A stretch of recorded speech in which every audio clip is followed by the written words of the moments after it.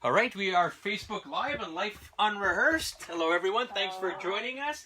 We have Tracy Wing in studio, Hi. came all the way from Knowlton. Tracy, thank you so much for being here on Life Unrehearsed. An incredible story, unfortunate loss, tragic death of your son. You're going to tell us about it, and we're going to be on in about 30 seconds, another minute. So thank you. Thank you.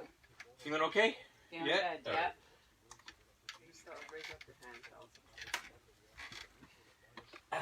I've been through the worst. I can't lift this thing. I can't lift my chair up. Oh, okay. 2 degrees. I'm Luciano. There's Next Luciano. up, 4:30, breaking news as it happens. News Talk Radio, CJAD. Might get one commercial. When you see the red, that means we're on. Yeah, red means. Here we go. Life Unrehearsed on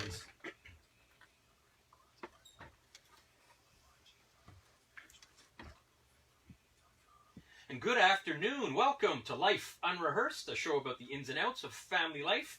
So your life isn't going exactly as planned. Well, you're not alone, and we're here to help out. My name is Matt Delvecchio, specializing in free retirement home search and senior transition support. And I'm Corrie, clinical social worker and psychotherapist, specializing in grief and loss.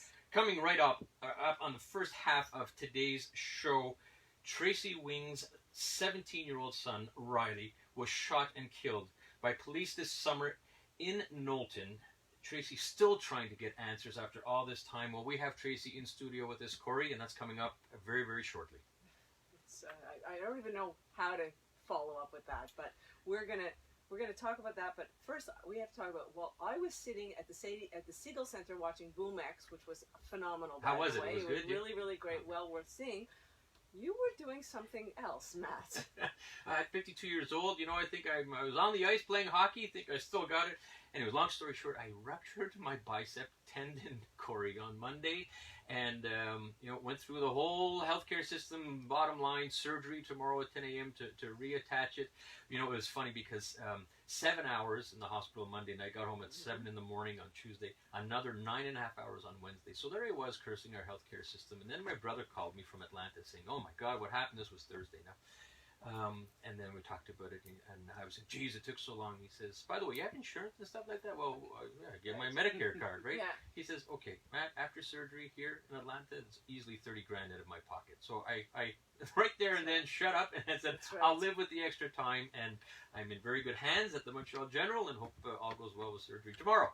I have no doubt, but yeah, we need to speedy recovery. And you were presenting, weren't you? Yes, I was. I was watching plays, and I was up in Saint Adele presenting at the APPA, which is the Support Services Union of both English Montreal School Board and a number of school boards, and doing some workshops. So I love doing that, and any opportunity to educate and share with other professionals is all right with me. I'm happy Fantastic. to do it. Support workers in the school system are so crucial. In fact, we're going to be having one or two of them as guests in the next coming months. So Correct. good stuff. What do we have coming on the second half? On the second half of the show, let me remind everyone that February 27th is Pink Shirt Day, and that's an initiative created to help raise awareness of those affected by bullying.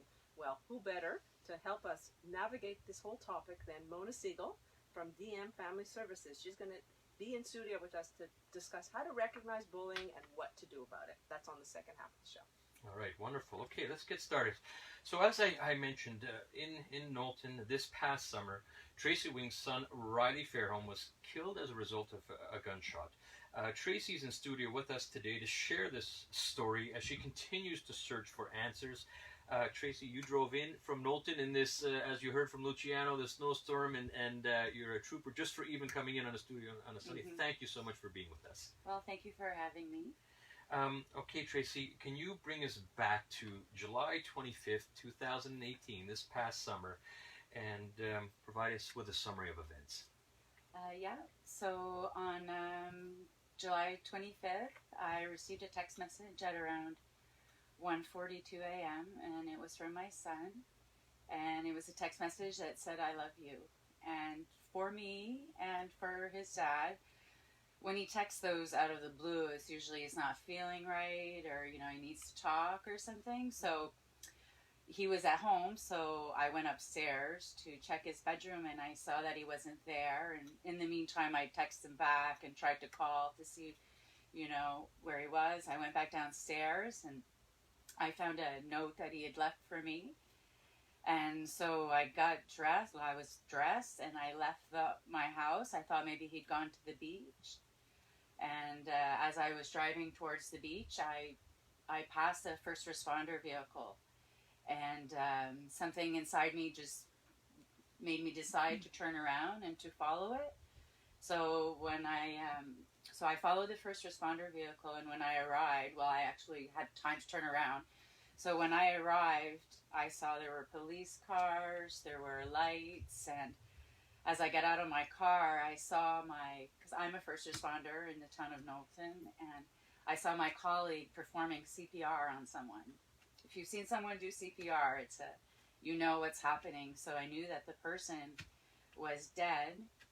The police, the SQ, intercepted me and sort of, what are you doing here? And I said, well, I think that might be my son. And she said, well, what makes you think that? And I said, well, here's the note, and I said, can I go? And she said, no, we don't know if it's him, and you don't want to see that. And I was like, okay.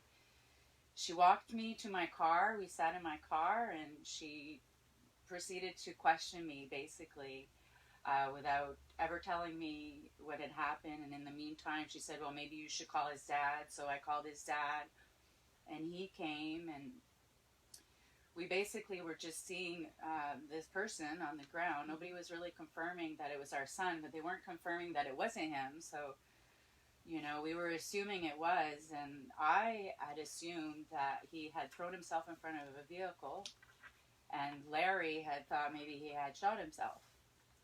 So these are our thoughts in our head. And so, after about 15 minutes, she said, well, go to the hospital, because the ambulance had come and had taken Riley to the hospital. So she's like, okay, go to the hospital. And I said, okay. So I drove my car by myself and got myself to the hospital. And when I arrived, Larry was outside with the SQ officer and a nurse, and there was a lot of yelling going on. And so I arrived. I speak French, whereas Larry doesn't speak English. So for me, living in Quebec is very easy, because I can communicate really in either language. It's very easy, and I'm used to that. So I'm used to kind of taking control of conversations, and so that's what I did. And they were like, well, he doesn't want to go into this small room. And I was like, well, can we go into the reception area? Hang on, I'm sorry, Yeah. so sorry to interrupt you, but at this point, they still haven't have they confirmed that it's your son?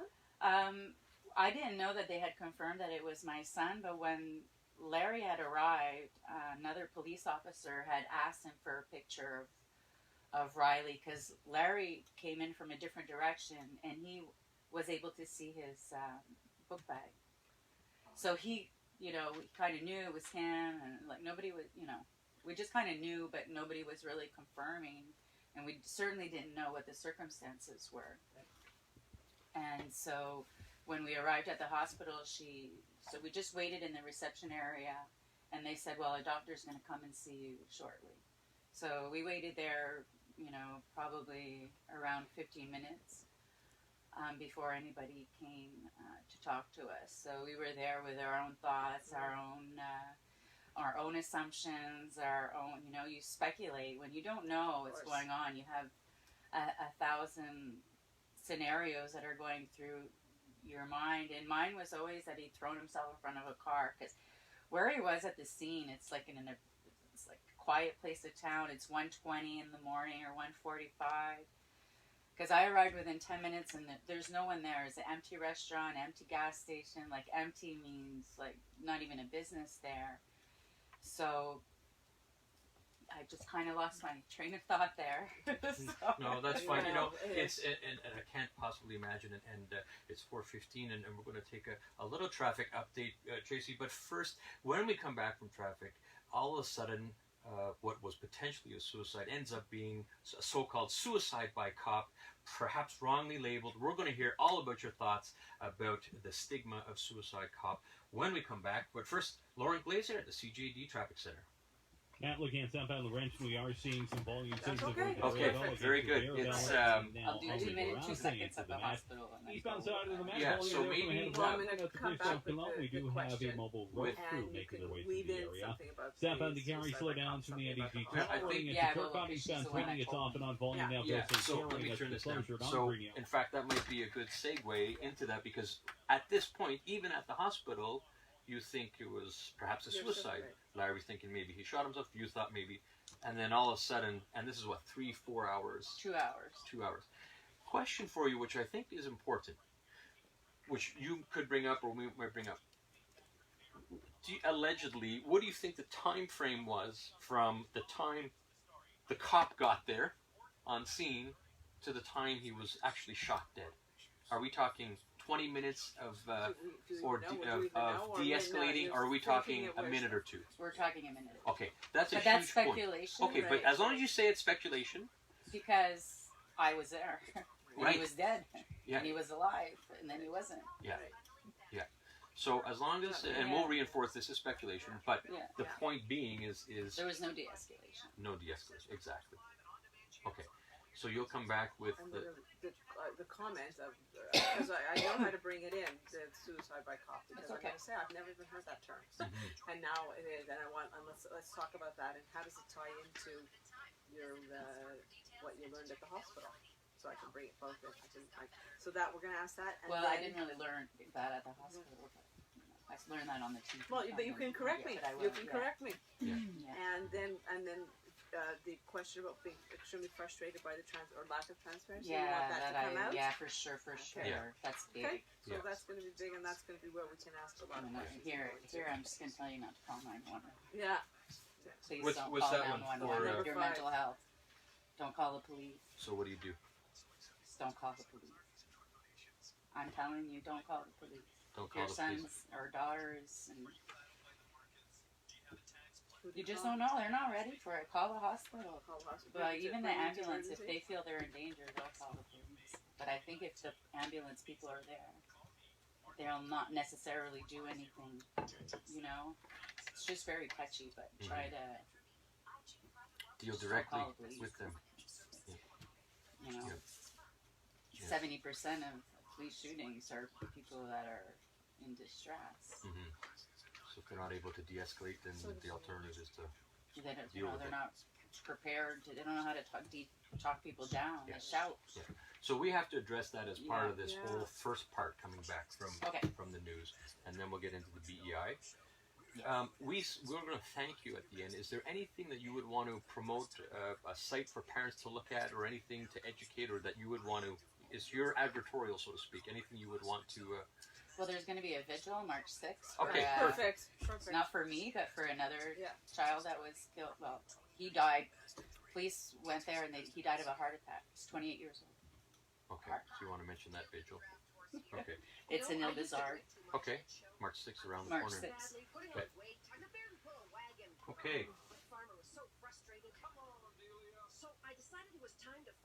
Yeah, we're going to, as parents, we're going to try to, not be angry, but just try to make change. Well, that's Yeah. it. It Hold the comes from- BI It's accountable, unfortunately that it comes from its tragedy Yeah. that, well, life is what happens, what you do, and a lot of things don't happen until a tragedy happens, and then we'll hope that people will change will happen. But it's unfortunate that it has to take Tragedy. tragedies to happen.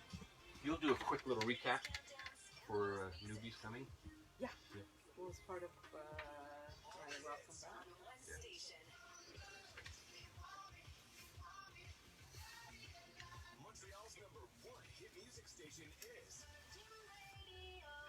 Okay, we should be on pretty soon. Here we go.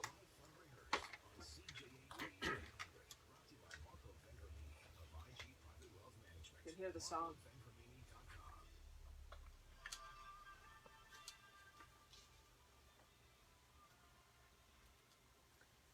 Welcome back. You're listening to Life Unrehearsed. I'm Corrie Sirotto with my co-host Matt Delvecchio, and we have in studio Tracy Wing, whose son was shot and killed by a police officer this past summer in Knowlton. She's still trying to get answers, and the first half of our segment, she explained quite vividly and heartfelt about just arriving at the scene and being taken to the hospital or going to the hospital to try and find out what exactly was going on, and not knowing exactly what had happened. And then we had this discussion, and Matt pointed out right before traffic that it might in fact have been suicide by cop. This was a term until we were doing this interview, was not familiar with, and now have become acutely familiar with. So perhaps if you could address that concept of what it is, what you understood, and really how it transpired, if and when, through the hospital, etc. Mm-hmm. Well, I'm a little suicide by cop is a term that I'm not very familiar with either, and it's not a term that I necessarily agree with. I'll go back a little bit. While we were at the hospital waiting for the doctor to tell us how he had died, she came and told us, and Larry had left. And then the police officer explained to me that they'd received a 911 call with a man with a gun dressed in black in town in a public area. And when the police arrived, they tried to negotiate with him, and he made a false gesture, and your son died of a police intervention.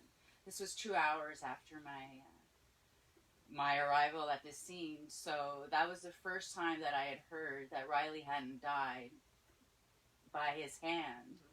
And if suicide by cop is something that the media likes to use, it's not necessarily a cause of death. Unless a cop knows that that's what the person wants, then I don't know if that's a good term to use either, because I don't think the cops, that's their job. We just had Mr. Lizette last week. He was convicted of some manslaughter because he suffocated his wife, and police officers kill civilians quite frequently in Quebec, and we don't have any manslaughter charges. We don't have any answers to what happened. We don't even know what happened. It's very secretive. It's very private. That's Tracy Wing, the mother of Riley Fairholm, in studio with us. And Tracy, I think you're bringing up such an important point. Suicide cop is almost, to an outsider, a cop-out, forgive the pun, but an easy way of, there was a note, there was a gun. And this was clearly a suicide by cop, and that's it. They sort of blow it off like that. But and I don't want to put you on the spot because this is all suspected or alleged. Could you estimate from the time when police arrived and when Riley was actually gunned down? Was it 20 minutes? Was there de-escalation? Was there a psychologist involved? How long do you figure this took? Well, I received the text message at 1:42, and I'm quite positive that I was there within 1:55, 1:58. So it's a max of 10 minutes. Riley was shot, then they called 911, and I was behind her. So 10 minutes, no one's told me. I've asked the SQ, I've asked the BEI for a timeline. I've even asked them, what time did I arrive? Because I don't remember. I was in shock, and I didn't know the police were involved, so I didn't realize I had to remember. Yeah, your frame of mind is about Riley, and maybe he's done something to himself. And yes, that's of the last course. thing. Yeah. For sure not. And you spoke about the BEI, and I can't even imagine how frustrating it is, or the level of frustration, the challenge of getting answers. What's up with that? And maybe we should explain, what is BEI? Mm-hmm. The BEI is a Bureau des Enquêtes Indépendantes. They've been in business since 2016, June. They were put in place to police the police because previously the police were investigating their own actions. So now we have this independent body, and unfortunately their independence is really not part of their vocabulary. Half of their staff are ex-police officers, and then the other quarter are civilians who used to work in police headquarters as, things like that. So they don't tell you what's going on. And even on their website, what's the best thing about the BEI is that you can go to their website and you can see everything. Mm-hmm. And everything that they have for information is things that they've received from the police officers that were involved. And it did take the SQ 2 hours before they called the BEI to let them know that there was a situation, and that's not how it's supposed to go. And I know the BEI doesn't even investigate what happened after the shooting. They only investigate the shooting. So anything that happened afterwards or before, even those 2 hours before they were notified, they don't look into it. So I'm not sure that the BEI was... And you're still struggling to get answers. You just can't get answers from them. And you've tried and tried. You've gone to the media, and you're still, advocating and still having that frustration. Yeah. Well, it's an investigation until it gets out of corrections, because the case is closed. It's been since November, and it needs to go to the prosecutor, and then he'll make the decision of whether or not to press charges. But not really looking for that, just looking for the truth. The truth. Well, Tracy, you're an incredibly strong and courageous and inspirational person. Thank you for coming here and advocating and fighting for Riley. We know, Mom, Tracy Wing, there's Dad, Larry Fairholm. You've got 2 sisters, Reagan and Maggie. I could tell you, just based, Corrie, on our Life Unrehearsed Facebook post, hundreds of shares and thousands of people that are behind you and supporting you. So if there's, I can't possibly have words to console you, but know that there's a whole community supporting you and behind you, and wish you continued strength. You mentioned that there's a vigil coming up on March 6th, not for your son, but for someone else. Yes, well, I wanted to mention a few people, but I'll start with Corrie Select. It'll be March 6, 2017 was when he died in custody of the police. There'll be a vigil in Pierrefonds in front of the police station on March 6th, so I'd welcome there. There's Noah Cohen that has died by the police, Nicholas Gibbs in August of last summer. These are names that we need to remember, because the only thing that they have in common is that they died by the hands of the police. And we can't forget them. And it's in the public interest, because it could easily be your child. Very easily could be your child. Thank you, Tracy. You are incredible. Your strength is a role model to all of us, really overwhelming. Appreciate that, and I appreciate you coming in. Coming up after the news, we are going to recognize bullying. How do you recognize it? How do you define it? And what do you do about it? That's coming up after the 4:30 news. All right, thank you. Wow, way to go. Way to go, Tracy. I don't know how you do it. Hanging in there like that. Wow. You do it for him, This right? is, this is the only time I'm very strong. If I talk about him, Well, Thank you. Or a little wave. all right, for the ride. thank you. Okay, Bye-bye. We'll be back after Thanks. the 4:30. You'll Lots of people. hear from me again. All right, we're back after the 4:30 news. Tracy, if you want to send me